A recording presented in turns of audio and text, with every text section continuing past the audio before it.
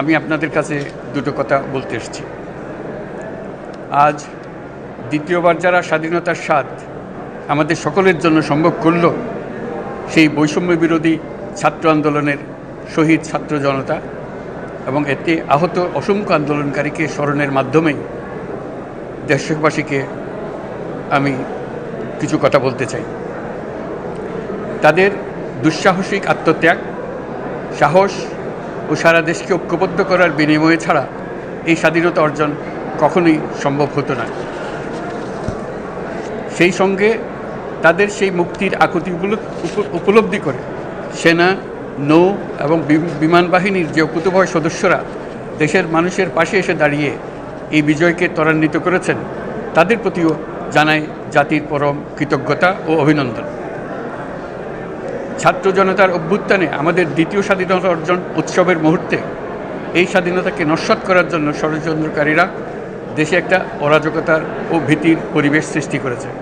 প্রচণ্ড নিষ্ঠুর পতিত স্বৈরাচারী সরকার এসব প্রতিষ্ঠানকে দিয়ে ক্ষমতা কুক্ষিগত করে রেখেছিল।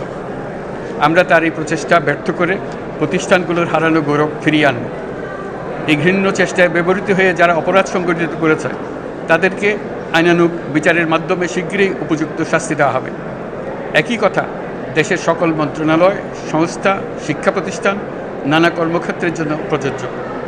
সর্বত্র অপরাধীর বিচার হবে।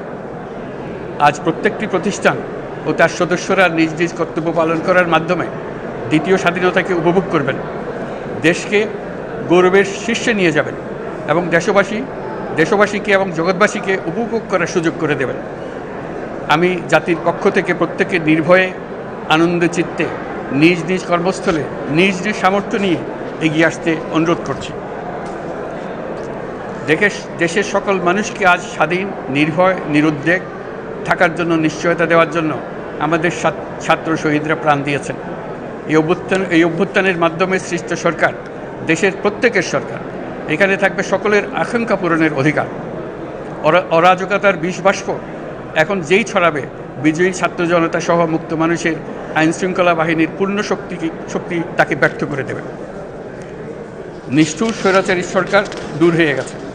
কাল সূর্য উদয়ের সঙ্গে সঙ্গে গণতন্ত্রের, সুবিচারের, মানবাধিকারের নির্ভয়ে মত প্রকাশের পূর্ণ স্বাধীনতার জন্য সকলের স্বাচ্ছন্দ্যে জীবনধারণের সুযোগ প্রদানের সচেষ্ট সরকারের ঘনিষ্ঠ সান্নিধ্য ও সহমর্মী পরশ দলমত নির্বিশেষে সবাই উপভোগ করবে।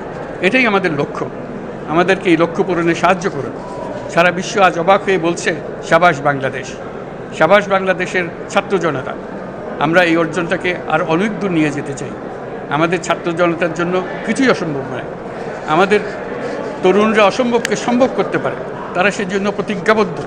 যদি আমরা ঐক্যবদ্ধ থাকি, ধ্বংসাত্মক কর্মকাণ্ড থেকে দূরে থাকি, সবার জন্য মুক্ত পরিবেশ সৃষ্টি করতে পারি, আমাদের বিজয় অবশ্যই হবে। আল্লাহ, মহান আল্লাহ আমাদের সহায় হন।